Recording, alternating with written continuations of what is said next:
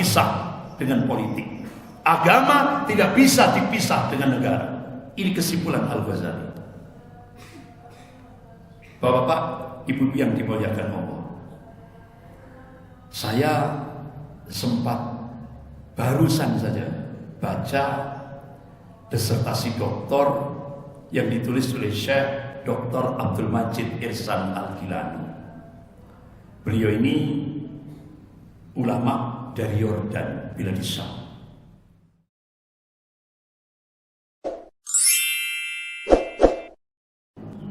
Assalamualaikum warahmatullahi wabarakatuh.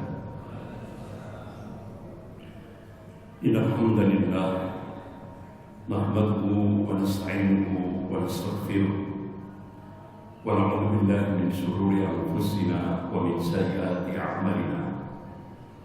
May yahdihillahu fala mudilla lahu wa may yudlil fala hadiya lahu. Asyhadu an la ilaha illallah wahdahu la syarika lahu wa asyhadu anna Muhammadan 'abduhu wa rasuluh. Ya ayyuhalladzina amanu taqullaha haqqa tuqatih wa la tamutunna illa wa antum muslimun. Ya ayyuhan nasu taqu rabbakum alladzi khalaqakum min nafsin wahidah wa khalaqa minha zawjaha wa batha minhuma rijalan katsiran wa nisaa'a. Wattaqullaha alladzi tas'aluna bihi wal arham. Innallaha kana 'alaikum raqiba. Ya ayyuhalladzina amanu taqullaha wa qulu qawlan sadida yuslih lakum a'malakum wa yaghfir lakum dhunubakum wa may yuti'illaha wa rasulahu faqad faza fawzan 'azima. Amma ba'd. Fa inna asdaqal hadits kitabullah wa khairul hadi hadi Muhammadin sallallahu alaihi wasallam wa syarrul umur muhdatsatuha wa kullu muhdatsatin bid'ah wa kullu bid'atin dhalalah wa kullu dhalalatin finnar.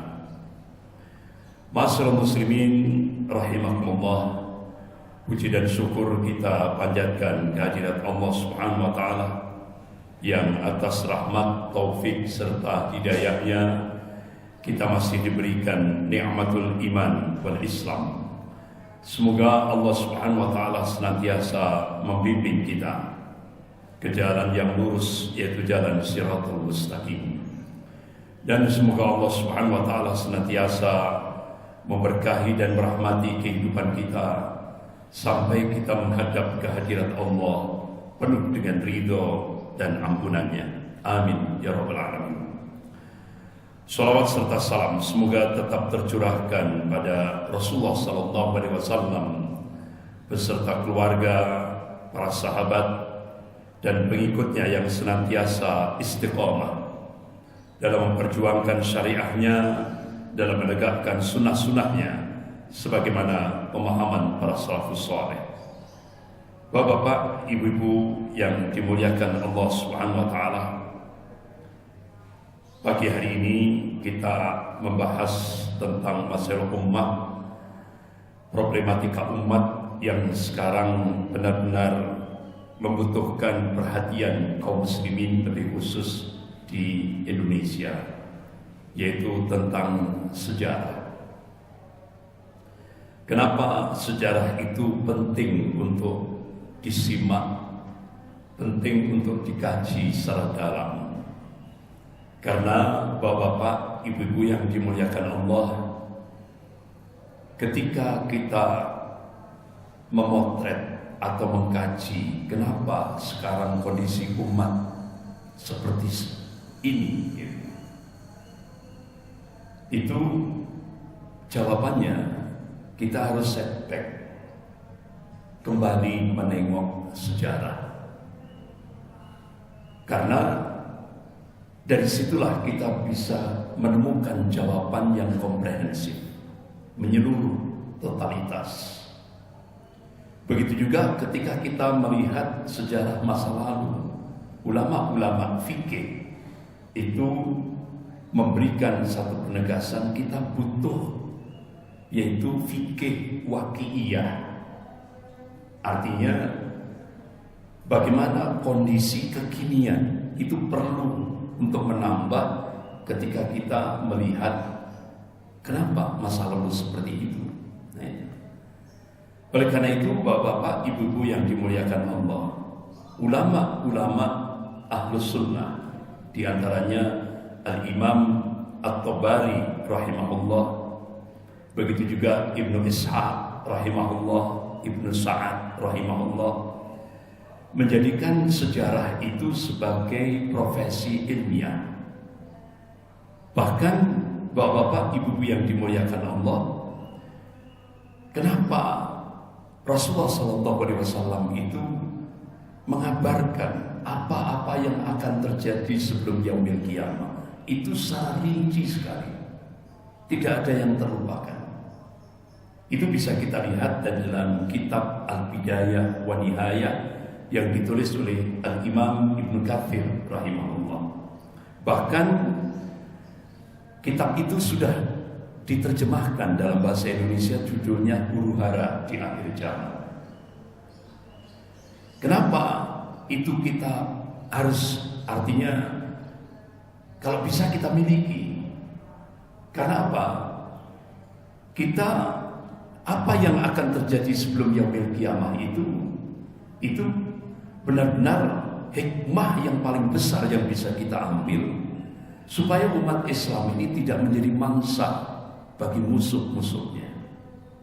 Contoh, bapak-bapak, ibu-ibu yang dimuliakan Allah, Allah Subhanahu wa taala mengingatkan Rasulullah sallallahu alaihi wasallam mengingatkan, qala Rasulullah sallallahu alaihi wasallam, yusiku anta ja'alaikumul umamu min kulli ufuqin.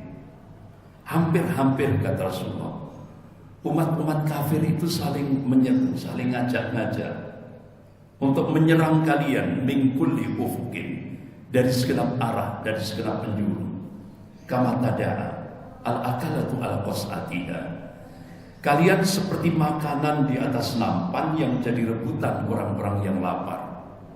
Sahabat tanya, "Kunna ya Rasulullah, amin qillatin bina nahnu yauma idzin." Wahai Rasulullah, apakah posisi kami pada saat itu minoritas? Apa jumlah kami sedikit? La, kata Rasulullah, tidak. Bal antum yauma idzin katsir. Kalian mayoritas, jumlahmu banyak. Walakinnakum kutsa'un ka kutsa'it tayr, tapi kualitasmu seperti buih. Nah, ulama-ulama hadis ketika menafsirkan ayat ini, hadis ini bukan justifikasi, bukan pembenaran. Tapi ini maknanya warning, peringatan dari Rasulullah, jangan sampai umat Islam itu punya kualitas seperti buih. Apa kalau bahasa Jawanya, Pak? Untuk. Jangan punya kualitas seperti buih atau untuk itu. Artinya apa? Kalau umat Islam itu kualitasnya seperti buih itu kan tidak punya prinsip, tidak punya jati diri, mudah diombang-ambingkan oleh musuh-musuhnya. Nah, kalau umat Islam itu kualitasnya seperti buih, Rasulullah memberikan peringatan yang cukup keras. Wala yantazi'anna Allah min suduri aduwakum al-mahabbata minkum. Sungguh Allah akan mencabut rasa takut dari hati musuh-musuh kalian. Artinya rasa takutnya orang-orang kafir itu dicabut sama Allah. Wala yakrifanna Allah fi qulubikumul wahn, dan Allah akan mencampakkan al-wahn itu di dalam hati-hati kalian. Sahabat tanya, "Ya Rasulullah, wa mal wahn?" Apa yang dimaksud al-wahn? Qala, hubbud dunya wa karahiyatul maut. Cinta dunia dan takut mati. Artinya apa? Bapak-bapak, ibu yang dimuliakan Allah, kalau sudah penyakit terlalu cinta dunia dan takut mati itu sudah menghinggap di hati-hati kaum muslimin, apalagi di hati pemimpin-pemimpin kaum muslimin, saat itulah Allah akan mencabut rasa takut dari hati orang-orang kafir. Dan kalian seperti makanan di atas nampan yang jadi rebutan orang-orang yang lapar. Ini bahasa kinayah, kiasan, perumpamaan. Nah, bapak-bapak, ibu-ibu yang dimuliakan Allah, kira-kira kondisi seperti itu sudah terjadi tidak di Indonesia? Sudah. Jadi apa sih hikmahnya Rasulullah mengingatkan itu 1444 tahun yang lalu? Jadi supaya umat Islam itu tidak menjadi mangsa bagi musuh-musuhnya. Apalagi bapak-bapak, ibu-ibu yang dirahmati Allah, sekarang ini kita masuk pada periodisasi sejarah yang keempat. Sebagaimana yang dulu sudah pernah saya sampaikan di masjid ini. Satu hadis dari Hudzaifah bin Yaman radhiyallahu anhu. Qala Rasulullah sallallahu alaihi wasallam takunu buah fikum masyaallah an takuna thumma yarfa'uha idza sya'a yarfa'ha. Thumma takunu khilafatun 'ala minhajin nubuwah fayakun masyaallah an takuna thumma yarfa'uha idza sya'a yarfa'ha. Thumma takunu mulkan 'adhan fayakun masyaallah an takuna thumma yarfa'uha idza sya'a yarfa'ha. Thumma takunu mulkan jabriyah fayakun masyaallah an takuna thumma yarfa'uha idza sya'a yarfa'ha. Thumma takunu khilafatun 'ala minhajin nubuwah. Kemudian Rasulullah diam.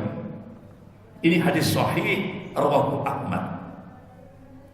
Enggak usah saya ulang lagi karena itu sudah saya sampaikan waktu yang dulu. Enggak usah diulang lagi. Artinya apa? Kita sekarang ini Rasulullah ngasih kabar tentang 5 periodisasi sejarah yang akan dialami oleh umat Rasulullah. Pertama, masa kenabian kurang lebih 23 tahun. Kemudian yang kedua, masa Khulafaur Rasyidin kurang lebih 30 tahun.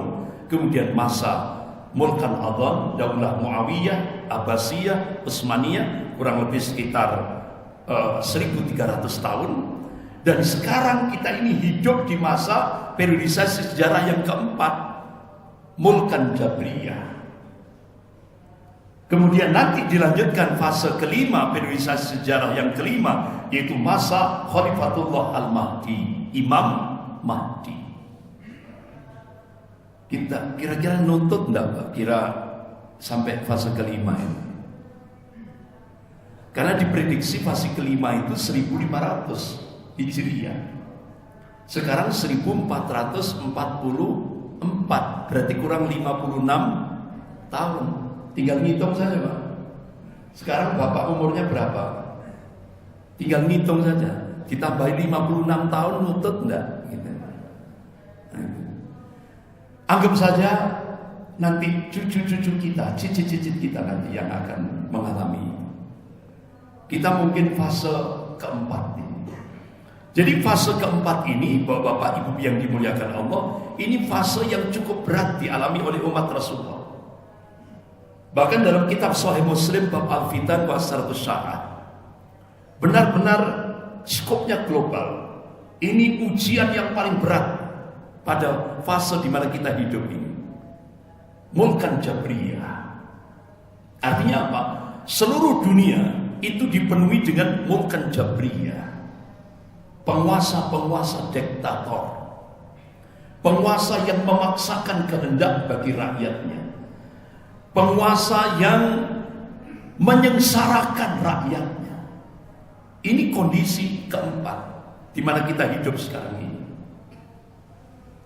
Bahkan Rasulullah mengabarkan pada fase keempat ini, benar-benar ini apa kata Joyoboyo, zaman edan, nek ora edan, ora keduman. Tapi bejo-bejo ini wong kang eling lan waspada. Ini zaman edan.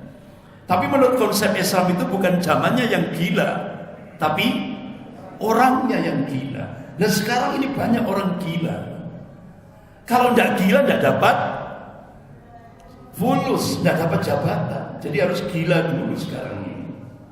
Itu. Jadi prediksi Joyoboyo itu terjadi di Indonesia. Nah kalau bahasa Rasulullah, qala Rasulullah sallallahu alaihi wasallam, sayati 'alan nas sanawatun khada'atun.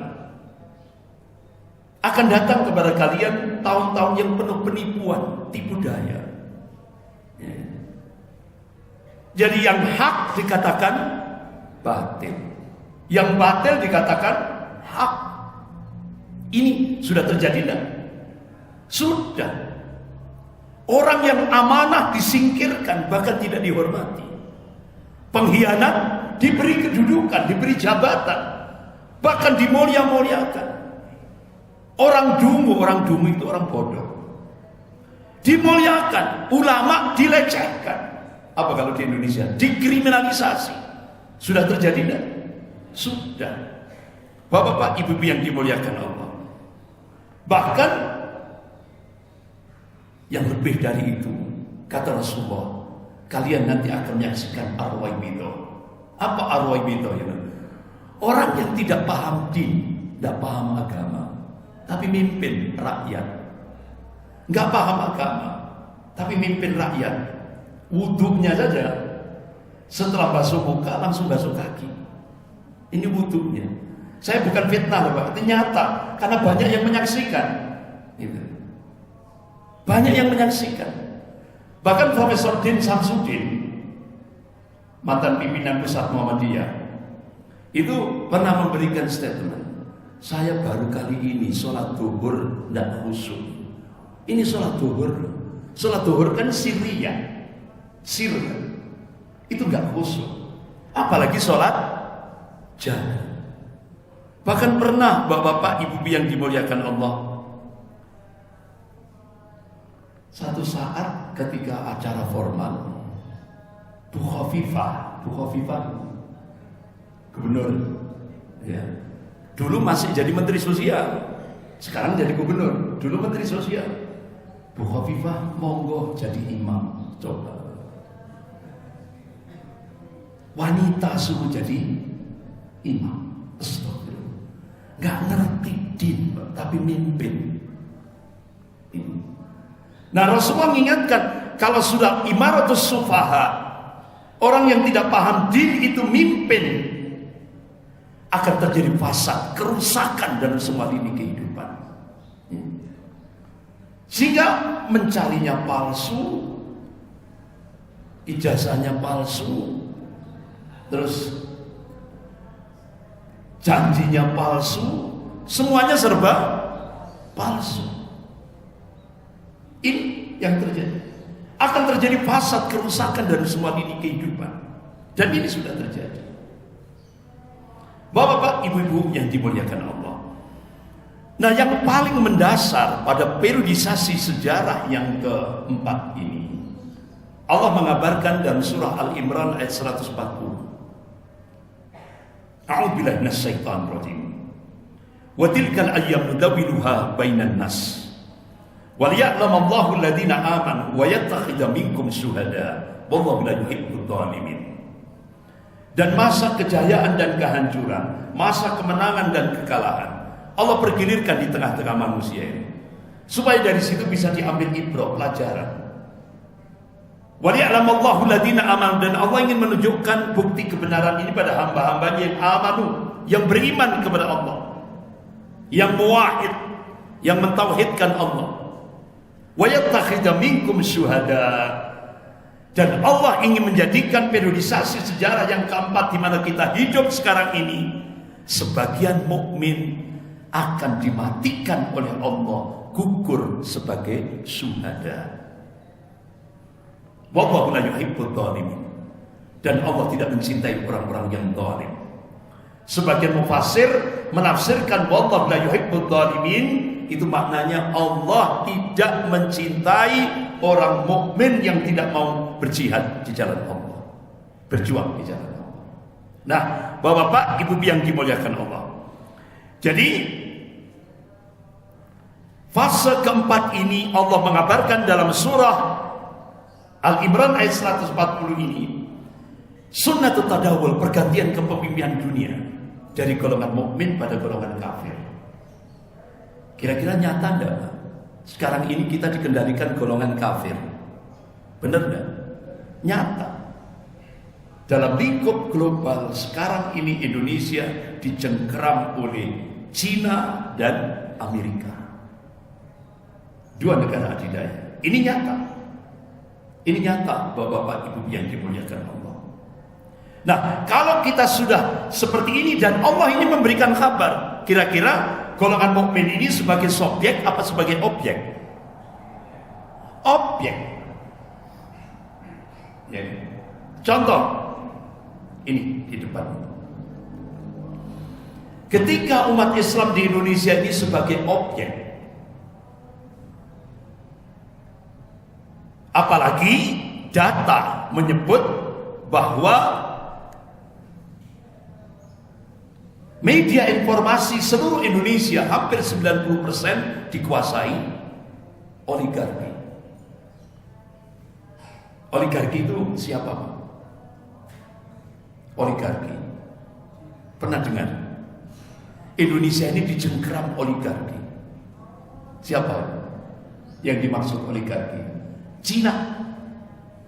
Wong Cina.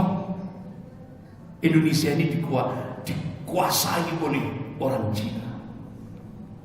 Bapak-bapak, ibu-ibu yang dimuliakan Allah, sampai pimpinan pusat Muhammadiyah Profesor Haidar Nasir baru kali ini memberikan statement yang cukup keras. Padahal beliau itu santun, bahasanya halus. Baru sekarang mungkin tidak kuat beliau. Kata beliau, Muhammadiyah akan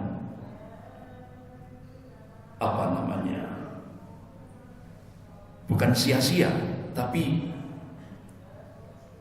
bahasa Jawanya itu muspro itu Bapak. Ya artinya kurang maksimal Bapak. Perjuangan Muhammadiyah, jihad lewat konstitusi itu akan hambar. Itu kalau bahasa Indonesianya. Hambar. Kalau makanan hambar itu kan sepol. Nah seperti itu. Jadi Muhammadiyah itu berjihad lewat konstitusi akan hambar manakala Indonesia dikuasai oleh oligarki ekonomi maupun oligarki kekuasaan. Itu yang diungkap oleh Profesor Haidar Nasir. Contoh sekarang, hampir 90% media informasi di seluruh Indonesia dikendalikan Cina, oligarki. 9 naga. Ini nyata. Benar-benar dikendalikan oleh 9 naga. Akhirnya apa? Umat Islam se-Indonesia ini di brainwash, dicuci otaknya. Dengan apa? Ini. Ada propaganda politik. Islam itu suci. Ulama itu mulia. Sedang politik itu kotor. Karena itu jangan bawa Islam dan ulama ke dalam politik. Pernah dengar ini Pak? Dan sering kita dengar lewat media informasi baik cetak maupun elektronik. Nah, bapak-bapak, ibu-ibu yang dimuliakan Allah, tujuannya apa? Orang-orang Cina 9 naga yang menguasai Indonesia sekarang, tujuannya supaya umat Islam, ulama-ulama Islam tidak masuk wilayah politik. Sehingga akhirnya yang menguasai wilayah politik itu orang-orang politisi bangsa. Apa politisi bangsa? Ya apa? Ya, politisi bangsa yang anti terhadap Islam. Itu yang menguasai wilayah politik. Tujuannya seperti itu. Agar dia bebas, leluasa untuk ngatur negara dan bangsa. Oleh karena itu, bapak-bapak, ibu-ibu yang dimuliakan Allah, ayo kita rubah jargon itu. Kita rubah jargon itu. Karena kita mayoritas di Indonesia ini. Umat Islam mayoritas. Bahkan lembaga riset dunia The Pew Forum on Religion and Public Life menegas mengungkap di publik media internasional, umat Islam Indonesia itu jumlahnya terbesar seluruh dunia. Oleh karena itu, kita ini harus menjadikan umat Islam itu jadi tuan rumah di rumah sendiri. Jangan sampai kita jadi tamu di rumah kita sendiri. Walaupun kenyataannya sekarang ini kita jadi tamu di rumah kita sendiri. Harus kita rubah. Mulai dari mana? Dari Kepanjen. Mulai dari Kepanjen harus kita rubah. Bagaimana caranya? Ayo. Jargonnya ini. Islam itu suci. Ini perubahan yang harus kita munculkan. Islam itu suci. Islam itu tinggi. Ya'lu wa la yu'la alaih. Ulama itu mulia. Sedang politik itu penting untuk mengurus negara dan bangsa. Kenapa? Karena Rasulullah SAW dan para khulafaur rasyidin radhiyallahu anhum telah mempraktekkan politik Islam yang benar dan bersih. Untuk apa? Untuk dijadikan uswatun hasanah. Ini bapak-bapak, ibu-ibu yang dimuliakan Allah, harus kita rubah seperti itu. Nah, ada sunnah-sunnah Rasulullah yang seringkali ditinggalkan oleh sebagian kaum muslimin.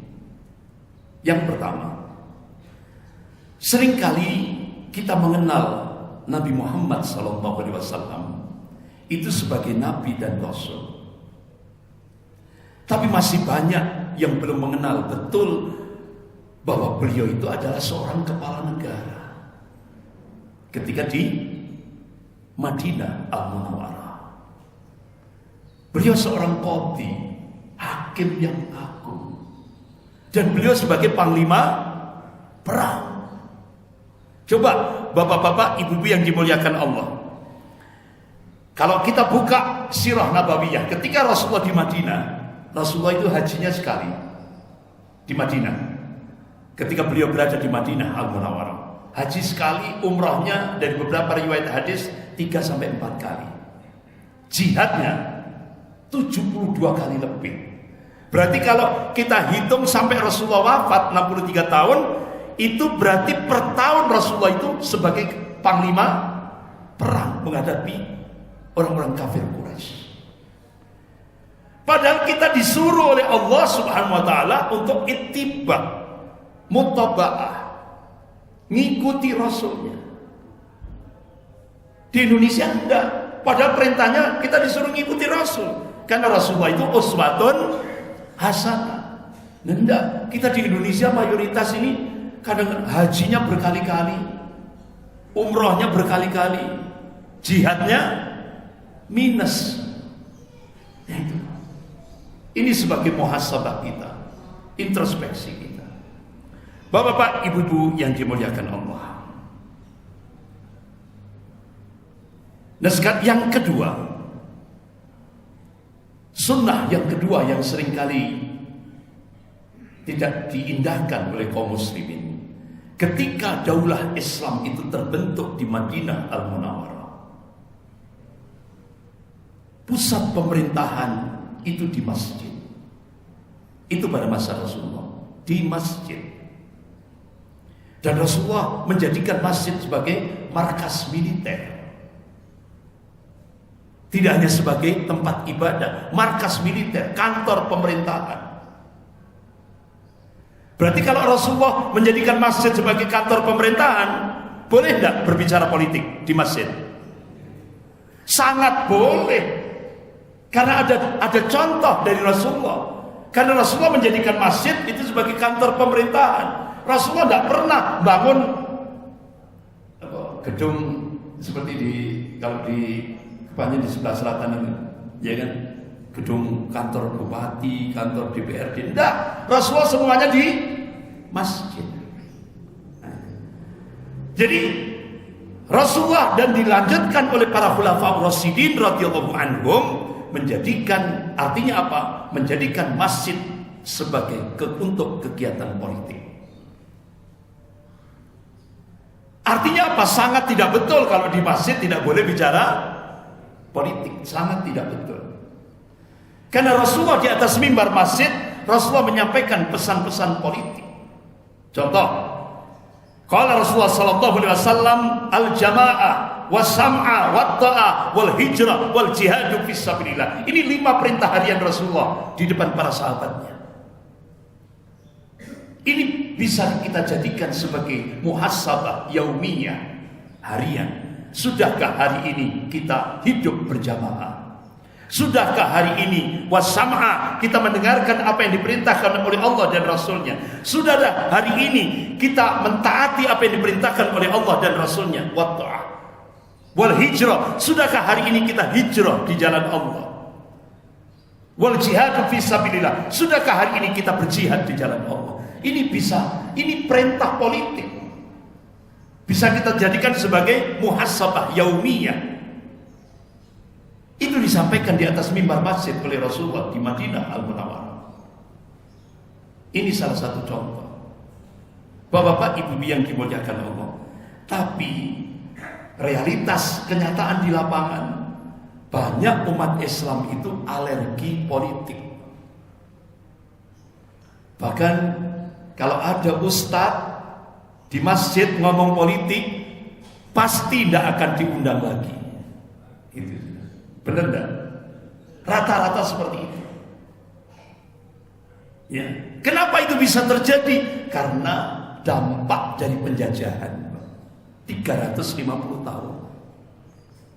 Kita benar-benar dijadikan inferior, rendah, marginal, terpinggir oleh penjajah Belanda selama 350 tahun.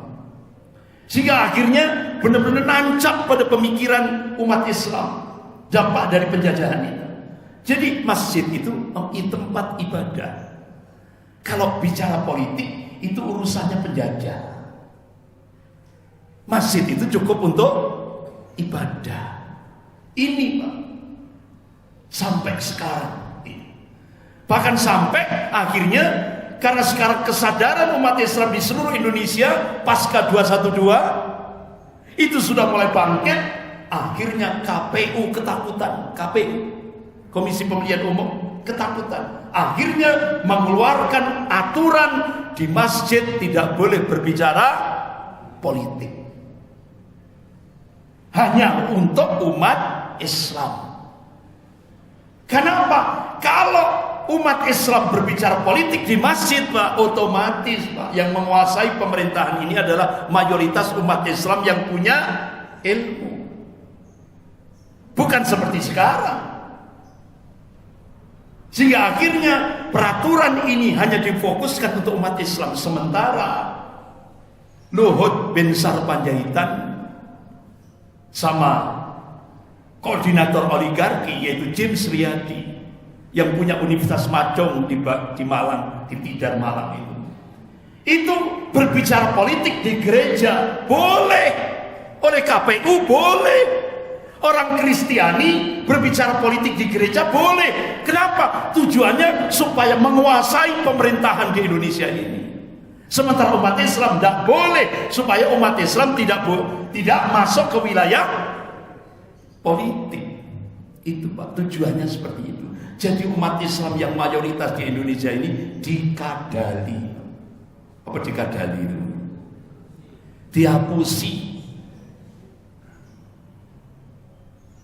Bahkan begitu itu video saya di YouTube itu kan jadi viral gitu.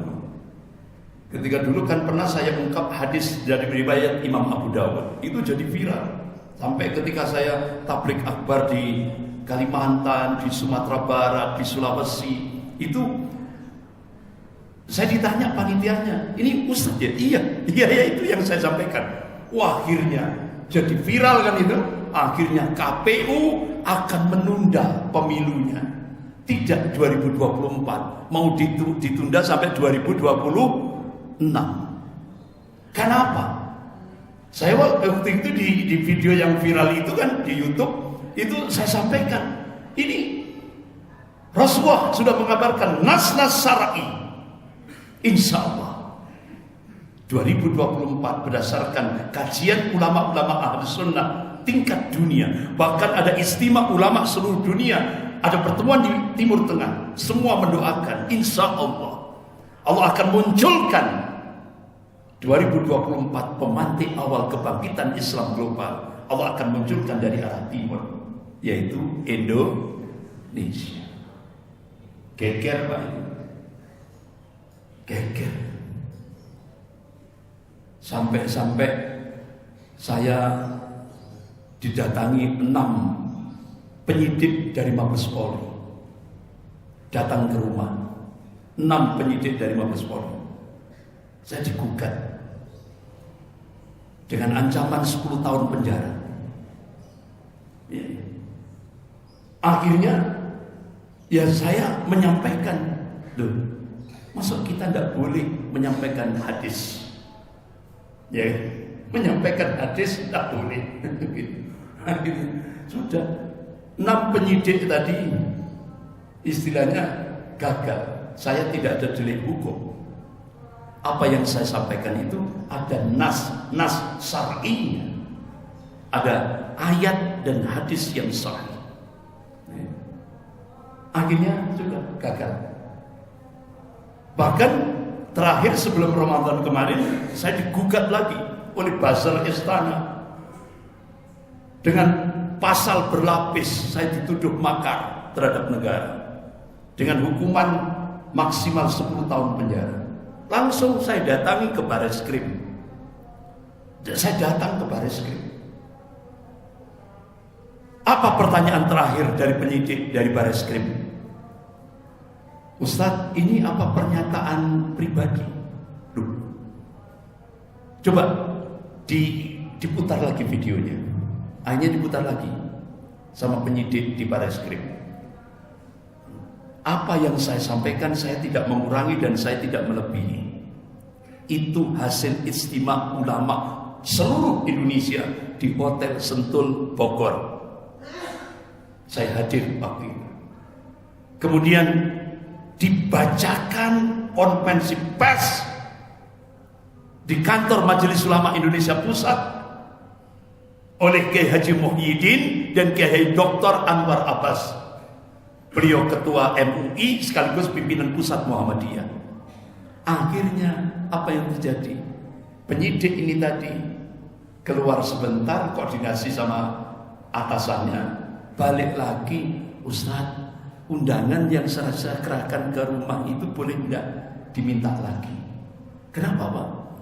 Jadi ternyata Ustadz ini difitnah oleh buzzer istana. Dikira itu pendapat pribadi. Padahal itu istimewa ulama seluruh Indonesia.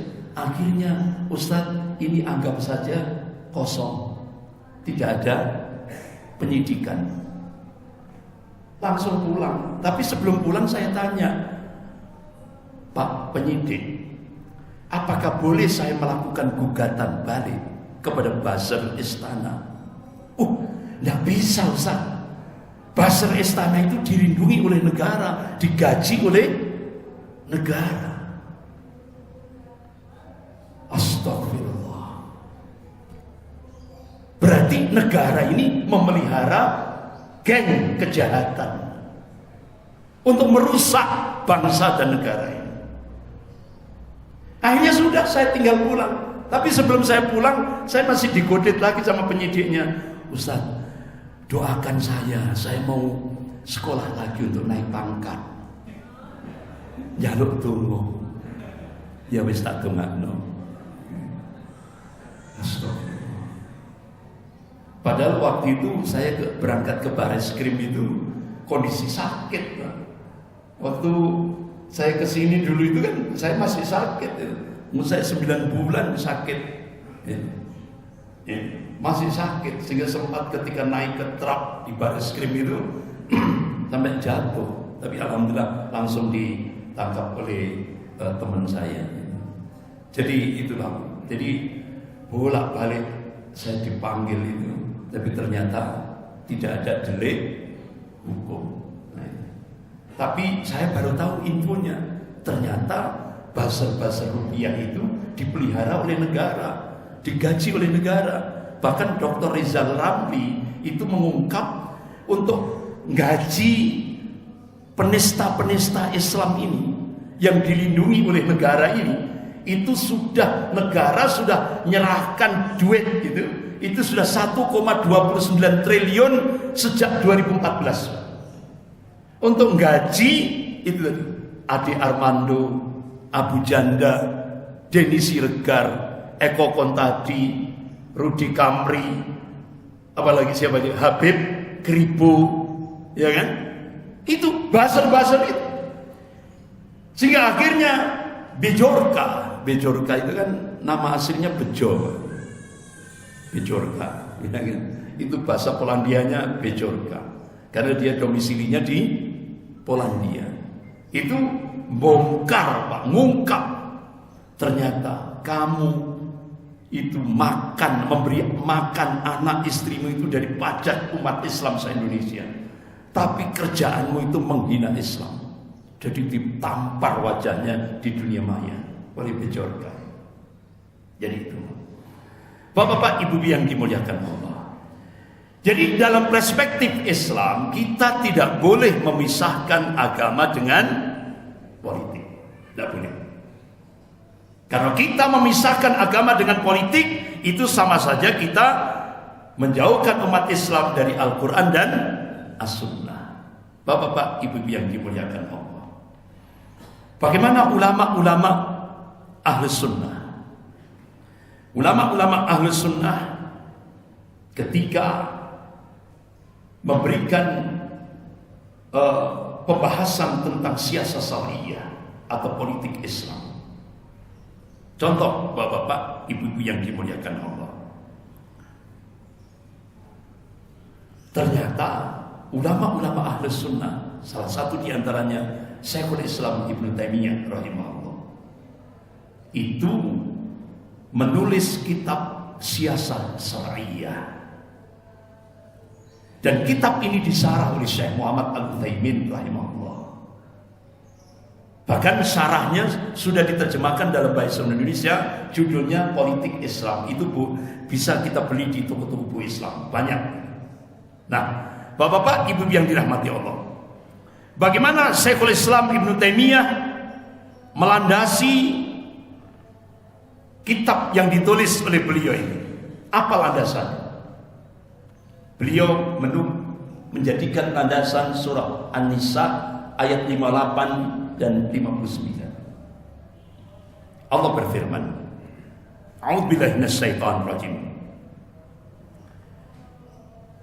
Innallaha ya'murukum an tu'adul amanah ila ahliha wa idza hakamtum bainan nas an tahkumu bil 'adl. Innallaha ni'ma ya'idukum bi. Innallaha kana sami'an basira. Surah An-Nisa ayat 58 ini, kata Syekhul Islam Ibnu Taimiyah, ini diperuntukkan untuk para imam, pemimpin sebuah negara, agar menunaikan amanah kepemimpinannya itu. Yang kedua, agar ketika memutuskan hukum dia harus berlaku adil. Itu.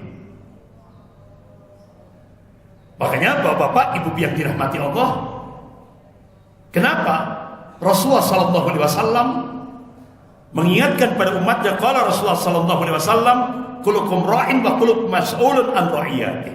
Setiap kalian adalah pemimpin, dan setiap pemimpin adalah akan dimintai pertanggungjawaban nanti di yaumil kiamat. Itu. Bahkan Rasulullah mengabarkan, ketika seorang pemimpin ini memutuskan hukum dengan adil, Rasulullah memberikan busra, berita gembira. Qala Rasulullah sallallahu alaihi wasallam, sab'atun yudhilluhumullahu fi dhilli yauma la illa dhilluh. Ada 7 orang yang mendapatkan naungan di yaumil qiyamah, yang pada saat itu tidak ada naungan lagi kecuali naungan Allah. Salah satu di antaranya, yang pertama, imamun adil, pemimpin yang adil. Itu akan mendapatkan naungan di yaumil qiyamah. Nah sekarang, pemimpin yang dimaksud ini tidak hanya pemimpin negara, dalam lingkup kecil, yaitu seorang suami. Makanya kenapa Rasulullah mengingatkan, kalau ada seorang suami mengarahkan istri dan anak-anaknya untuk al-khauf minallah, takut kepada Allah, berarti suami itu adalah the best. Insya Allah mendapatkan naungan dari sisi Allah Subhanahu wa ta'ala. Begitu juga istri dimintai pertanggungjawaban. Bagaimana istri yang the best, istri yang terbaik? ketika dia atiullah wa atiur rasul, taat kepada Allah, taat kepada Rasul, dan taat kepada suaminya. Begitu suaminya ridho kepada istrinya, berarti istri itu adalah istri yang the best. Karena dia taat kepada Allah, Rasulnya, dan suaminya. Tapi kalau dia sebagai posisinya sebagai seorang suami, taatnya Allah, Rasul, orang tuanya. Karena dia posisinya sebagai seorang suami. Itu pemimpin yang the best. Kemudian ayat yang kedua, Syekhul Islam Ibnu Taimiyah menjadikan landasan An-Nisa ayat 59. A'udzubillahi minasyaitonir rajim. Ya ayyuhalladzina amanu atiiullah wa atiiur rasul wa ulil amri minkum. Fa in tanaza'tum fi syai'in farudduhu ila Allahi wa rasulih. In kuntum tu'minuna billahi wal yawmil akhir, dzalika khairun wa ahsanu ta'wila. Jadi ayat yang kedua ini ditujukan untuk ummah, al-ummah, umat, rakyat, aparat, termasuk askar di dalamnya. Supaya apa? Dia taat kepada ulil amri, taat kepada pemimpin. Jika pemimpinnya taat kepada Allah dan Rasulnya. Makanya bapak-bapak, ibu yang dirahmati Allah, kalangan mufasir menafsirkan, kenapa ketika taat kepada Allah, taat kepada Rasul diawali dengan kalimat atiu. Kalangan mufasir menafsirkan ini ketaatan tanpa syarat, tanpa reserve, langsung sami'na wa ata'na.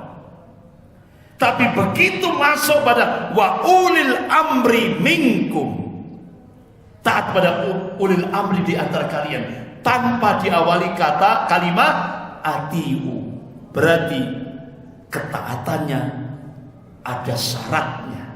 Apa syaratnya? Ketika ulil amri itu taat kepada Allah dan Rasulnya, baru kita wajib taat. Kalau ada ulil amri yang tidak taat kepada Allah dan Rasulnya, kita tidak wajib taat. La ta'ah fi maksiatillah. Tidak ada ketaatan dan berbuat maksiat kepada Allah. Makanya kenapa ulama-ulama seluruh Indonesia, lebih khusus Komisi Fatwa MUI seluruh Indonesia, kumpul di Pondok Pesantren At-Tauhidiyah Tegal tanggal 8 sampai 9 Juli 2015. Waktu itu ketua MUI-nya Profesor Din Samsudin. Waktu itu pimpinan ketua MUI beliau. Nah, hasilnya dibacakan oleh Kiai Haji Tengku Zulkarnain Sumatera, ya kan? Apa isinya? Sejak tanggal 9 Juli 2015, ulil amri umat Islam seluruh Indonesia itu adalah ulama. Baru dengar atau baru tahu? Baru dengar. Karena memang tidak boleh diekspos, tidak boleh disosialisasikan, tidak boleh. Artinya apa? 1 tahun sebelum kejadian, ulama sudah diberikan basirah, ketajaman mata hati oleh Allah Subhanahu wa taala. Ternyata benar. 2016 Presiden di istana mengumumkan 6.347 perda syariah seluruh Indonesia dihapus. 3.000 apa 6.000? 3.000 ya. 3.347 perda syariah seluruh Indonesia dihapus. Kenapa? Indonesia berubah kiblat ke Cina. Sehingga ada nota diplomatik dengan kode referensi Beijing 1448. Artinya apa? Kementerian Luar Negeri Cina dan Kementerian Luar Negeri Amerika sepakat untuk melakukan akselerasi percepatan menjadikan Indonesia menjadi negara sekuler seperti Turki. Jadi kebalikan, Kalau Turki dari sekuler jadi Islami, Indonesia dari Islami jadi sekuler. Dan ini yang diungkap oleh pimpinan pusat Muhammadiyah Profesor Haidar Nasir. Sekarang Indonesia akan dijadikan negara sekuler. Ini tantangan umat Islam. Artinya apa? Negara sekuler itu apa? Agama harus dipisah dalam kehidupan.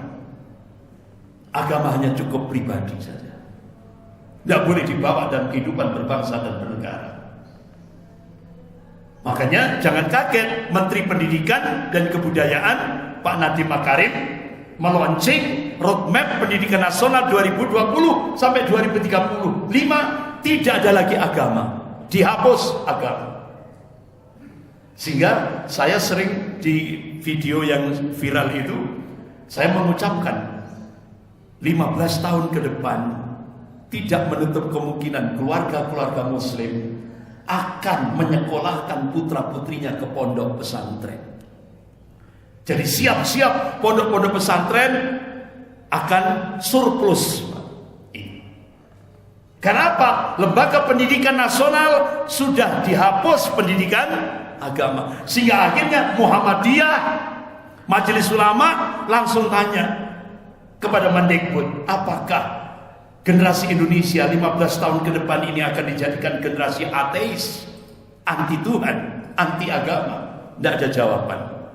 Selang beberapa saat muncul peraturan pemerintah apa tentang standar pendidikan nasional. Tidak ada lagi mata pelajaran Pancasila dan mata pelajaran bahasa Indonesia, dihapus.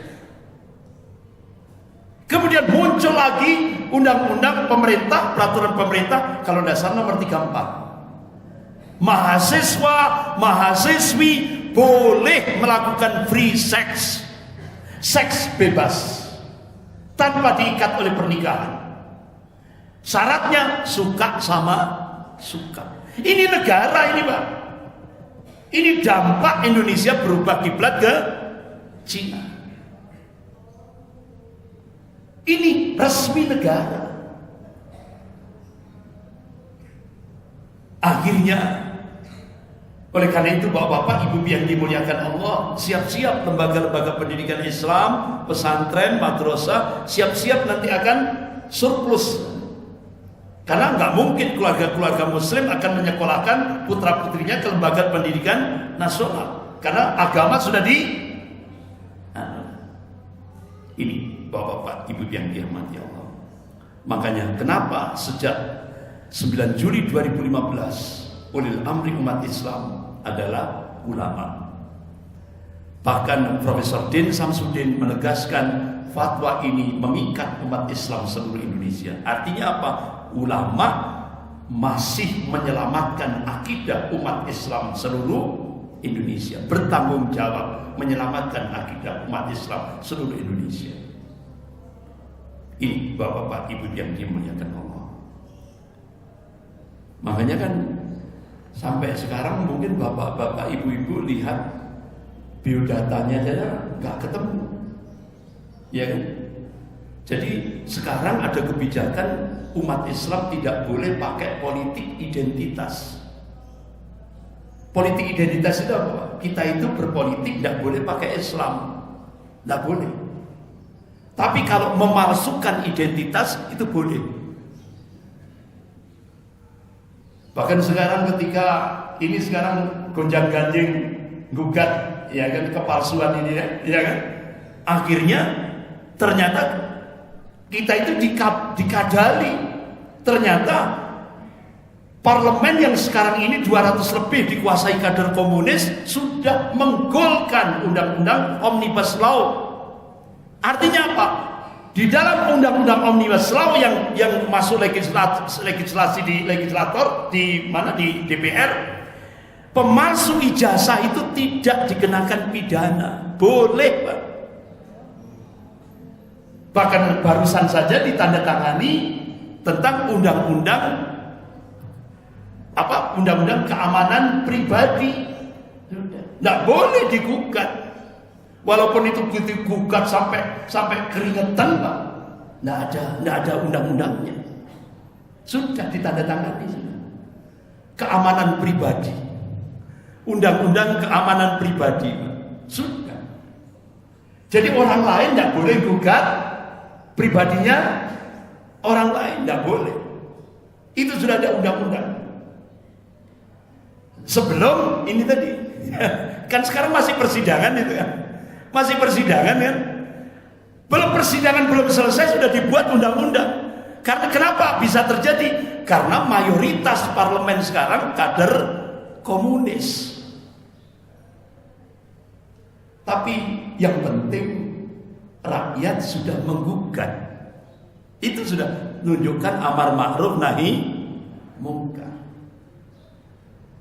Kenapa Pak? Kalau itu benar-benar ya kan, sampai Pak Amin Rais, Profesor Amin Rais kan langsung mengatakan, ada ini tak contoh nih Pak Amin Rais ini, tak contoh nih ini ya kan. Naiki ijazah SD ku, SMP ku ya kan, dicontoh sama mudah kok 10 menit saja ya kan. Akhirnya sudah keburu undang-undangnya sudah diloloskan. Yaudah. Tapi yang penting rakyat sudah tahu. Jadi benar-benar ini sampai ulama-ulama kita mengabarkan Indonesia sedang darurat kebohongan dan kezaliman. Jadi Indonesia ini darurat kepalsuan dan kezaliman. Ini sekarang, yaitu makanya disebut oleh Joyoboyo zaman edan. Nek ora edan, ora keduman. Ini sudah masanya. Bapak-bapak, Ibu yang dimuliakan Allah. Oleh karena itu, pandangan politik Syekhul Islam Ibnu Taimiyah ada 4 cara memilih seorang pemimpin. Cari yang aslah, yang lebih patuh. Yang kedua, yang cari yang lebih afdal. Yang lebih afdal ini apa? Dia punya al-quwwah, punya kekuatan dan amanah. Kalaupun tidak ketemu, kalaupun tidak ketemu, sulit mencarinya. Itu Syekhul Islam Ibnu Taimiyah cari yang maslahat. Asalnya manfaat untuk umat itu besar, cari. Ini 4 kriteria. Bahkan pemikiran politik Al-Imam Mawardi rahimahullah dalam kitabnya Al-Ahkamus Sultaniyah, bagaimana aturan-aturan syariat mengatur penyelenggaraan sebuah negara. Ulama-ulama Ahlus Sunnah seperti Al-Imam Mawardi rahimahullah sampai merinci 10 tugas seorang imam atau pemimpin negara atau seorang khalifah. Makanya kenapa Allah tegaskan dalam surah Al-Baqarah ayat 30. A'udzubillahi minasyaitonir rajim. Wa idz qala rabbuka lil malaikati inni ja'ilun fil ardi khalifah. Allah dan Allah berfirman di depan para malaikatnya, aku ingin menciptakan di muka bumi ini seorang khalifah. Ya, seorang khalifah. Ini makanya kenapa ulama-ulama Ahlus Sunnah ini masalah penting. Sampai dirinci ada 10 tugas seorang khalifah atau seorang pemimpin atau imam sebuah negara. Atau mimin paling kecil suami. Makanya ulama-ulama Ahlus Sunnah seperti Al-Imam Mawardi ini dalam kitabnya Al-Ahkamus Sultaniyah merinci 2 hal imam itu bisa dimakjulkan, dilengserkan. 2. Yang pertama, cacat dalam keadilan. Nah sekarang bapak-bapak, ibu yang dimuliakan Allah, kira-kira bagaimana pandangan pakar-pakar hukum di Indonesia? Baru kali ini pakar-pakar hukum itu bernyanyi, kalau bisa fakultas hukum di Indonesia ini dibubarkan saja. Dibubarkan saja. Ini berarti statement yang mentok, saudara. Karena apa? Sekarang ini Indonesia bukan lagi negara Rekstad, negara hukum, tapi negara Makstat, kekuasaan. Artinya apa? Hukum milik penguasa. Makanya yang hak, yang benar bisa dikatakan salah, yang salah bisa dikatakan benar. Ini pakar-pakar hukum pidana di Indonesia menyatakan ini paling parah kebobrokannya sekarang ini. Ini paling parah. Contoh, Habib Rizik Syihab.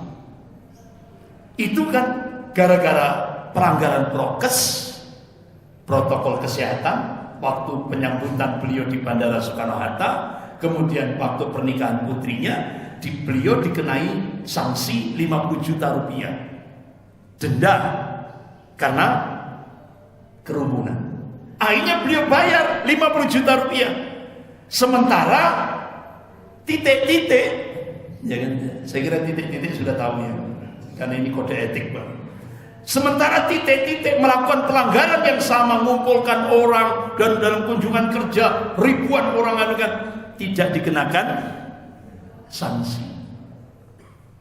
Aneh. Terakhir Habib Rizik Syihab check up kesehatan di Rumah Sakit Umi Bogor.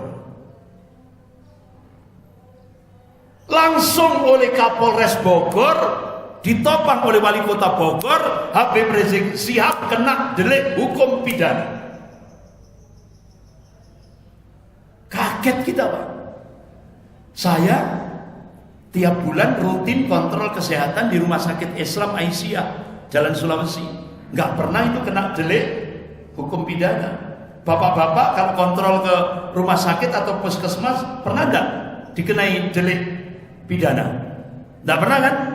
Ibu-ibu juga kalau kontrol kesehatan di rumah sakit atau puskesmas, nggak kena kan hukum pidana? Nggak kena. Sak dunia ini cuma ada di Indonesia. Akhirnya Habib Rizik Syihab langsung disidang ke pengadilan. Langsung dihukum 4 tahun penjara gara-gara check up kesehatan di Rumah Sakit Umi. Yang merekayasa Kapolres Bogor ditopang oleh Wali Kota Bogor, Bima Arya.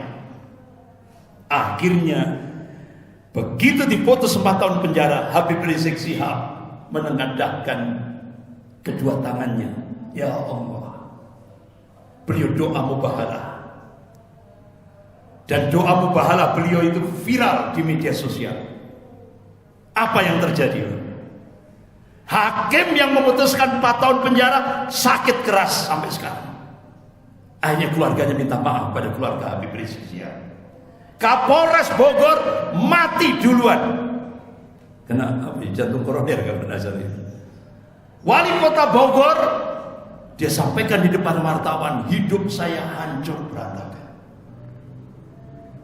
Makanya ada istilah hati-hati, daging ulama itu beracun. Benar nggak? Hati-hati domone ulama. Mandi. Akhirnya sampai yang membunuh 6 Laskar FPI pengawal Habib Rizik Syihab juga jebol, yaitu Sambo.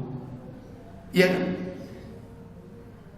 Nggak taunya geng Sambo ini luar biasa, masih balas dendam. Yaitu peristiwa Kanjuruhan. Itu bukan pengamanan itu. Apa itu? Bukan pengamanan itu. Pembunuhan itu. Dipaskan 1 Oktober. Ya Allah. Akhirnya apa yang menimpa pengawal Habib Rizik di kilometer 50 diulangi lagi di Kanjuruhan. Akhirnya rest area yang menjadi bukti, ya kan? Bukti ini, ya kan? Kejadian itu dibolbuser, dihancurkan untuk menghilangkan barang bukti. Nah, begitu juga sekarang di Kanjuruhan, Stadion Kanjuruhan akan dihancurkan untuk menghilangkan barang bukti. Astagfirullah. Jahat. Melebihi komunis. Sementara Aremania,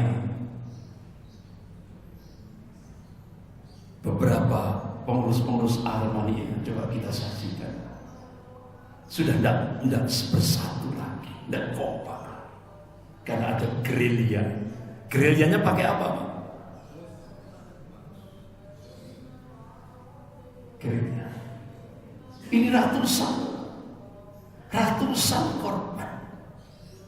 Jangankan Kanjuruhan, petugas KPPS itu 700 lebih sampai sekarang. Ada enggak pertanggungjawaban? Tidak ada. Astagfirullah, mirisnya. Makanya Profesor Din Samsudin, mantan pimpinan pusat Muhammadiyah, kalau sudah kekuasaan itu diambil dengan kecurangan yang terstruktur, sistematis, masif dan brutal, itu akan terjadi musibah demi musibah yang berkelanjutan. Apa yang disampaikan Profesor Din Samsudin terjadi. Pimpinan pusat Muhammadiyah sudah memberikan warning. Bapak-bapak, ibu yang dimuliakan Allah, balik lagi ke materi. Kok balik kok ning kepanjen. Pemikiran politik Al-Ghazali. Jadi Al-Ghazali berpendapat memilih seorang pemimpin negara atau khalifah itu bukan berdasarkan rasio, tapi berdasarkan wajib syar'i agama. Jadi milih pemimpin itu kewajiban agama, bukan rasio, bukan akal. Oleh karena itu Al-Ghazali menegaskan agama tidak bisa dipisah dengan politik. Agama tidak bisa dipisah dengan negara. Ini kesimpulan Al-Ghazali. Bapak-bapak, ibu yang dimuliakan Allah, saya sempat barusan saja baca disertasi doktor yang ditulis oleh Syekh Dr. Abdul Majid Ihsan Al-Gilani. Beliau ini ulama dari Yordan, Biladis Syam. Nah, bapak-bapak, ibu yang dimuliakan Allah, ternyata ya, ayah beliau ini mujahid Palestina, ibunya mujahidah Palestina. Mulai dari sekolah dasar sampai S1 itu di Yordan. S1-nya apa? Judulnya skripsinya Nas'at Al-Qadiriyah, Pertumbuhan Madrasah Syekh Abdul Qadir Jailani. Ternyata beliau ini ulama, beliau ini adalah keturunan Syekh Abdul Qadir Jailani. Nah, S2-nya beliau nulis tesis judulnya Falsafah Tarbiyatul Islamiyah, Filsafat Pendidikan Islam. S3-nya, program doktoralnya, beliau mengajukan disertasi doktor yaitu Falsafah Tarbiyatul Islamiyah Syekhul Islam Ibnu Taimiyah rahimahullah. Nah, saya baru tahu ini, Pak.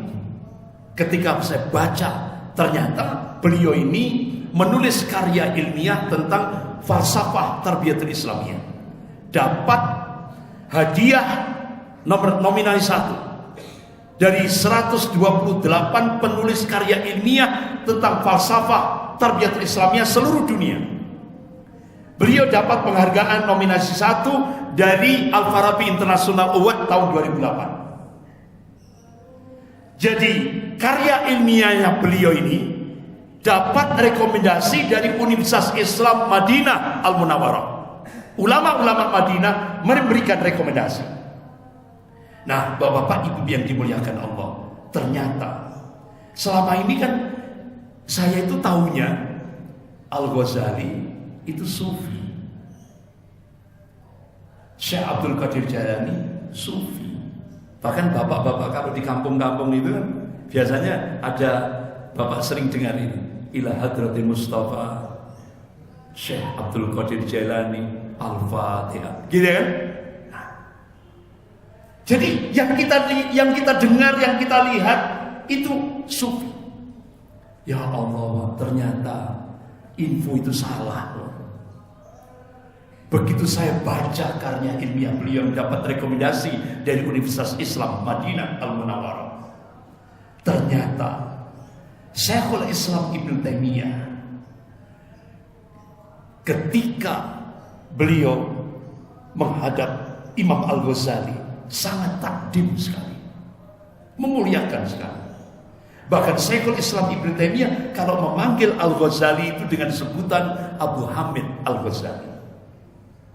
Bahkan Syekhul Islam Ibnu Taimiyah itu benar-benar beliau berada di garda terdepan untuk membela Al-Ghazali kalau Al-Ghazali dikritik. Itu Syekhul Islam Ibnu Taimiyah. Tapi selama ini Pak, yang kita dengar di Indonesia, Al-Ghazali sama Syekhul Islam Ibnu Taimiyah saling berseberangan, saling kontradiksi. Itu info salah. Ini diungkap. Al-Ghazali pada saat masuk terminal pertama, yaitu ilmu kalam, terdapat kesesatan di dalamnya. Begitu Al-Ghazali masuk terminal, yaitu ilmu filsafat, ada kesesatan di dalamnya. Begitu Al-Ghazali masuk terminal tasawuf, ada kesesatan di dalamnya. Akhirnya Imam Al-Ghazali menulis satu kitab Al-Munqidh minad Dhalal, keselamatan dari kesesatan. Ini yang tidak pernah kita ungkap. Nah, Bapak-bapak, Ibu yang dimuliakan Allah, makanya Syekh Dr. Abdul Majid Ihsan Al-Gilani ini menulis karya ilmiah ini berdasarkan filosofis historis. Artinya bukan person Al-Ghazali sama Syekh Abdul Qadir Jailani. Jadi beliau melihat benar-benar landasannya itu filosofis historis, bagaimana kondisi umat pada masa Al-Ghazali dan Syekh Abdul Qadir Jailani. Ternyata Syekh Abdul Qadir Jailani itu muridnya Imam Al-Ghazali. Tapi pertanyaan kita, kenapa di kampung-kampung itu yang dimunculkan adalah Syekh Abdul Qadir Jailani, padahal gurunya Syekh Abdul Qadir Jailani itu adalah Imam Al-Ghazali. Kenapa kok enggak gurunya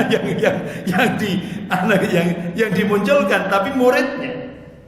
Nah, Bapak-bapak, Ibu yang dimuliakan Allah, akhirnya dari disertasi dokter ini tadi, dari karya ilmiah beliau ini, baru diungkap ternyata pada masa Al-Ghazali kondisi umat Islam itu benar terpuruk. Aliran-aliran sesat benar-benar luar biasa pada masa Al-Ghazali. Bahkan pemerintahan waktu itu benar-benar hubbud dunya wa karahiyatul maut. Ulama-ulama pada masa itu ulama su itu Pak, pada masa Al-Ghazali. Ulama su itu kan manusia yang paling jahat di kolom bumi ini. Ya. Itu pada masa Al-Ghazali. Nah, apa kira setelah kondisi umat seperti itu langsung diserbu oleh pasukan salib? Akhirnya umat Islam pada masa Al-Ghazali hancur berantakan. Sudah rusak, sudah lemah, ya kan? Diserbu lagi oleh pasukan salib, hancur berantakan. Nah, bagaimana Al-Ghazali bersama muridnya Syekh Abdul Qadir Jailani merubah umat ini? Ternyata di dalam karya ilmiah Syekh Dr. Abdul Majid Ihsan Al-Gilani ini, Al-Ghazali bersama muridnya Syekh Abdul Qadir Jailani menjadikan surah Ar-Ra'd ayat 11 itu dijadikan pijakan. A'udzubillahi minasyaitonir rajim. Innallaha la yughayyiru ma biqaumin hatta yughayyiru ma bi anfusihim. Sesungguhnya Allah tidak akan merubah kondisi satu kaum hingga kaum itu merubah apa yang ada pada dirinya sendiri. Jadi ini quantum change, quantum perubahan yang diberikan oleh Allah. Allah tidak akan merubah nasib umat Islam kalau umat Islam tidak mau berubah. Ini Pak, dipakai oleh Al-Ghazali bersama muridnya Syekh Abdul Qadir Jailani. Habis itu ini ayatnya surah Ar-Ra'd ayat 11, Ar-Ra'd ayat 11. Kemudian hadisnya apa yang dijadikan pijakan oleh Al-Ghazali bersama muridnya Syekh Abdul Qadir Jailani, yaitu qala Rasulullah sallallahu alaihi wasallam, fa inna fil jasadi mudghah idza saluhat saluhat jasadu kulluh wa idza fasadat jasadu kulluh ala wahyal qalb. Ketahuilah, ini hadis sahih riwayat Muslim. Ketahuilah setiap jasad, setiap tubuh itu ada segumpal darah. Kalau segumpal darah itu baik, baiklah semuanya. Kalau segumpal darah itu jelek, jeleklah semuanya. Ala wahyal qalb. Ketahuilah yang dimaksud segumpal darah itu adalah qalb. Nah, kenapa Al-Ghazali sama muridnya Syekh Abdul Qadir Jailani ini menjadikan qalbu itu sebagai pijakan untuk merubah umat? Karena di dalam qalbu itu ada al-quwah, kekuatan. Apa? Kuwatul fikrah dan kuwatul hamasah. Kekuatan pemikiran dan kekuatan kemauan, semangat. Ini Pak. Bagaimana teknisnya? Akhirnya Al-Ghazali sama muridnya Syekh Abdul Qadir Jailani mendirikan Madrasah Al-Quran. Untuk apa? Mentazkiyah, membersihkan kolbu umat ini, didekatkan dengan Al-Quran dan As-Sunnah.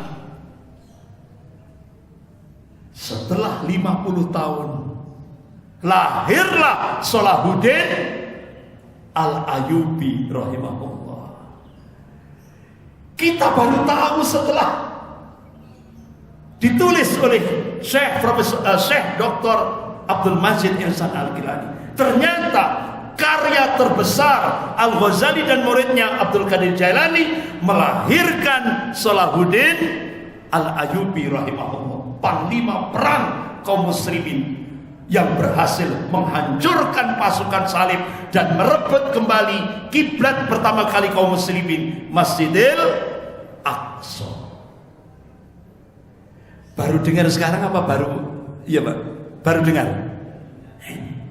Nah selama ini kan yang kita dengar itu kan Al-Ghazali Sufi, Syekh Abdul Qadir Jailani Sufi, wes itu sudah. Tapi ternyata Pak, kita benar-benar ditutup rapat-rapat. Ternyata dua ulama ini melakukan tarbiyah, melakukan yaitu pembinaan kader, yaitu muncullah Salahuddin Al-Ayyubi. Nah ternyata kitab ini sudah, makanya saya waktu ketika sering diundang di Solo, sering safari dakwah di Solo, kadang 1 minggu 2 minggu itu Pak keliling, saya sampai ke pondok pesantrennya Ustadz ini siapa itu yang meninggal itu? Ustadz Iman, bukan?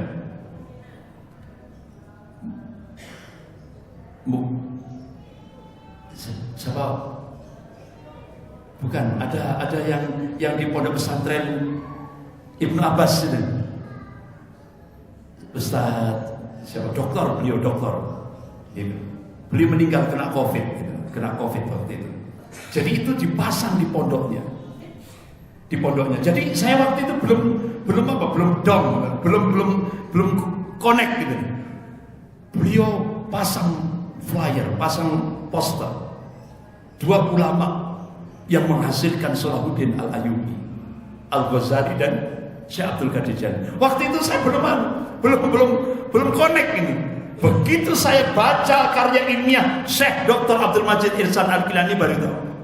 Ternyata kitab ini sudah dipraktekkan di Indonesia. Makanya Masya Allah, sekarang di Indonesia, bahkan di Kepanjen, bahkan di seluruh sampai luar Jawa, bahkan sampai ketika saya diundang Pertamina di Balikpapan, saya diajak panitia masuk ke pedalaman Kalimantan, di hutan belantara. Masya Allah, ada pesantren tahfidzul Quran, geria Quran, rumah Quran, kampung Quran. Benar tak? Di mana-mana bapak-bapak, ibu-ibu sudah melihat itu. Di mana-mana muncul pesantren tahfidzul Quran, geria Quran, rumah Quran, kampung Quran. Jadi ternyata sudah dipraktekkan di Indonesia. Insya Allah nanti ke depan akan muncul generasi Salahuddin Al-Ayyubi ke selanjutnya. Dan insya Allah di Kepanjen juga ada pesantren tahfidzul Quran, geria Quran, rumah Quran, kampung Quran. Jadi ini Pak, ternyata Masya Allah, saya baru menemukan itu.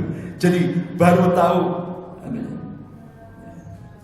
baru dong gitu. Insya Allah kita optimis.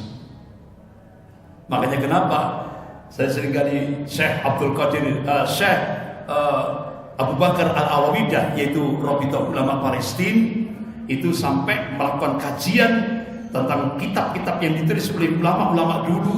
Beliau akhirnya mengambil kesimpulan berdasarkan nas-nas syar'i, insya Allah pemantik awal Sofatul Islamiyah, kebangkitan Islam global, Allah akan munculkan dari arah timur, yaitu Indonesia. Insya Allah kita optimis. Jadi insya Allah kita menyongsong gitu. Gak boleh kita pesimis, insya Allah ya, makanya jangan kaget bapak-bapak, ibu-ibu yang dimuliakan Allah. Itu kader-kader komunis itu sudah bikin satu semacam patokan ya kan? Jadi apa namanya, target terhadap tokoh Islam itu benar-benar mereka akan melakukan all out, menghabisi ya, all out.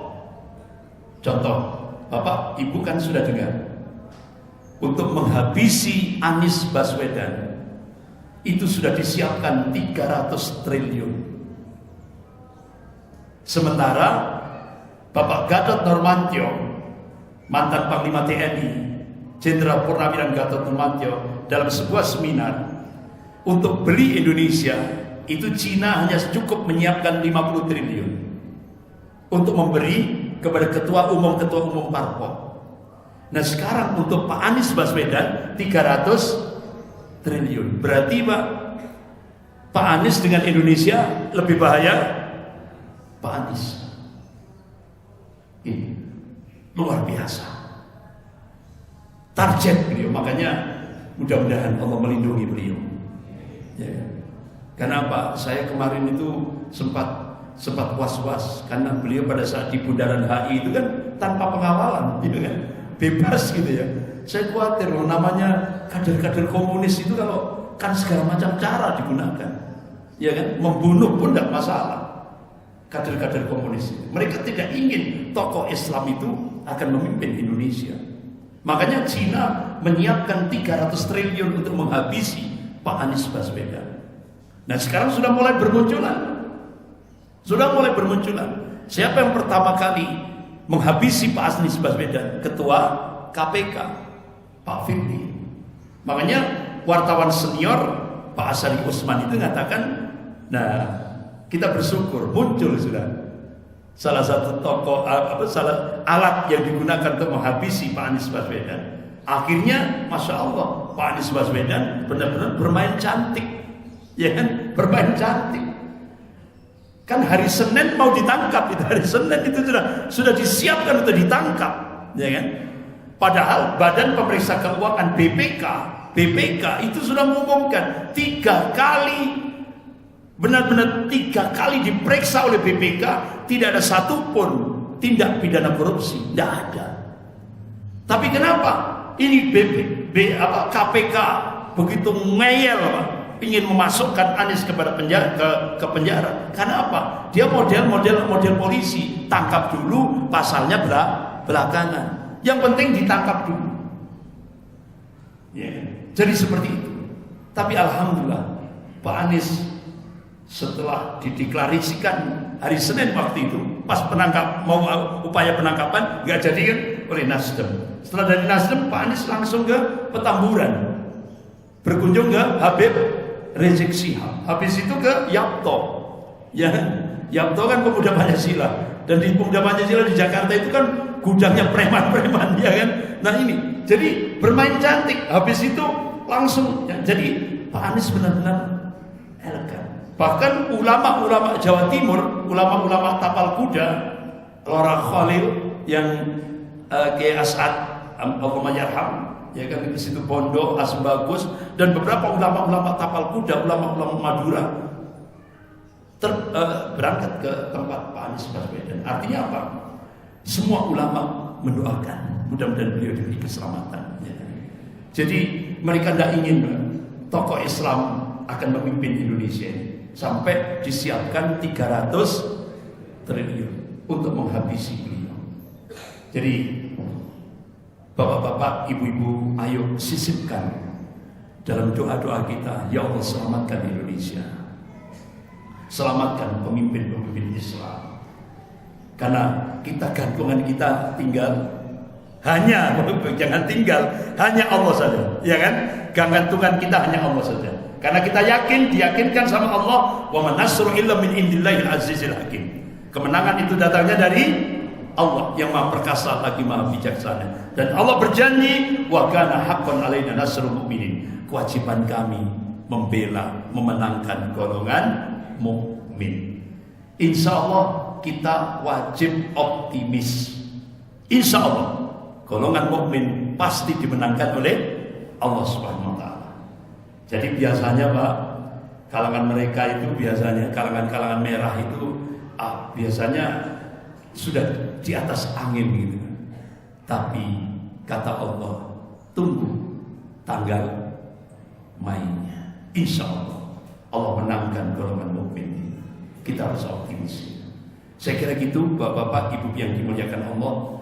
Saya serahkan kepada moderator. Mudah-mudahan ada dialog interaktif. Monggo silakan. Demikian Bapak Ibu sekalian, kajian kita pada cukup jelas dan insya Allah karena waktunya sudah 28, mungkin insya Allah dialog akan kita